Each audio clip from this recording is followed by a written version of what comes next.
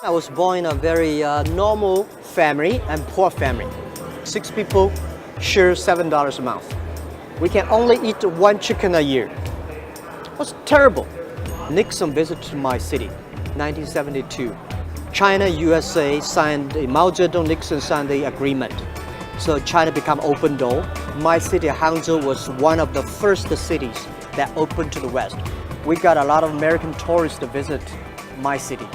What he would do is he would befriend foreign visitors who came to Hangzhou to walk around the West Lake there. And I learned English by being the free guide for tour guide. You know, more than the language, Jack was learning about the culture. The things I learned from books from China are so different from the things I learned from the American visitors. So I started to think differently. You know, in China for so many decades, the kind of personal ambition that he exemplifies was suppressed. That when Deng Xiaoping came along, it sort of took the top off of things and said, it's okay to have your private ambition to make something of yourself. It won't get you in political trouble. This was a kind of an invitation for people like Jack Ma. His goal was always to create something that would change China. When I tried to be a policeman, rejected. I tried to be a KFC person, rejected. I want to be a hotel waiter, rejected. So I get used to it. As an entrepreneur, one of the quality I have is that when I'm rejected by people, I get used to that. The road to wherever we all end up is not always perfect. It's paved with lots of difficulty and challenge and failure, and you have to summon up some sort of strength within you to believe in yourself. Jack Ma grew up in relatively modest means, and then he became a teacher. By all accounts, that's sort of where he expected to be for quite some time. Then I came to America in 1995. First trip to the States. And first time in my life I touched the keyboard of computers. And he started searching things on the internet. When he searched China, nothing came up in the search results. So he said to himself, if I can put Chinese companies on the internet and allow them to connect with business people in the US and other countries, I could create possibly a really powerful business. I call myself at that time called like a blind man riding on the back of blind tigers. Without knowing anything about technology, computer, we started the first company. He's gone against all convention. He says that he doesn't know anything about technology. It's hard to believe. When he started his first company called China Pages, he would go knocking on the doors of government officials. They would really just turn him away, saying that what he was doing wasn't appropriate. He should just go back to maybe teaching English. This was opening day for something called Windows 95. It has something to do with computers. With Deng now gone, China's future will be shaped by a great power struggle. Well, 1997 proved to be a watershed year for Asia, the year when the Asian economic miracle became a thing of the past. There seems to be no stopping the speeding tech train. Technology stocks keep climbing into record territory.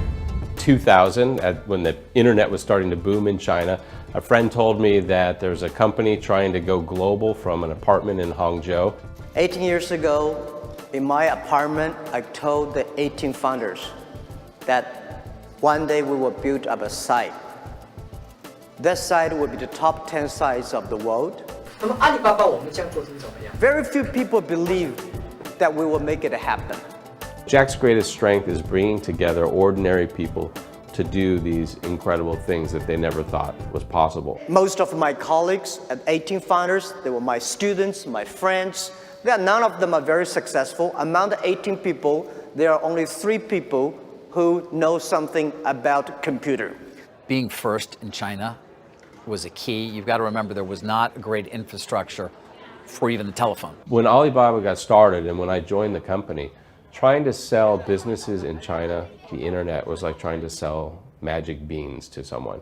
I mean, they couldn't see it, they couldn't touch it, and here was this guy, this kind of interesting looking English teacher, coming door to door to try and tell people they should spend their money, several thousands of dollars, to put their company on this thing called the internet. What it really was an opportunity for corporations, really, in other parts of the world to try to source manufacturing in China via the web? In the past 18 years, when I do internet in China, we got a criticism every day. You know, something when you believe it, a lot of people criticize it. But if you really believe it, continue to do it, improve it. We were rejected by more than 30 venture capitalists. But we are very optimistic. We believe in the future. We believe in internet. And we believe that if we do not succeed, somebody will. The big investment came when Masayoshi Son of SoftBank met with Jack. And the story is that Masayoshi Son was in Beijing meeting with a number of internet entrepreneurs who presented very detailed business plans. But Jack Ma got up with no presentation and just a story, a vision of what he wanted to do, what he wanted Alibaba to become. And Masayoshi Son got so excited about it that he pledged to invest as much as $40 million in the company. And Jack Ma turned it down and said, you know what, we only need 20 million at this time. Masa obviously gave capital to Jack Ma that he desperately needed, and also made the single greatest investment, one could argue, ever, period. Jack Ma has played a very key role in sort of the development of the internet in China, but not as we originally imagined the internet would develop. He has used it as a vector for commerce. So it started with some road shows with just maybe 100 people, then 200, then thousands more, where finally Jack turned this into a mass movement across China, where he educated small businesses about why they needed to use the internet. And he really created a revolution by educating these customers one person at a time. This is such a big monster.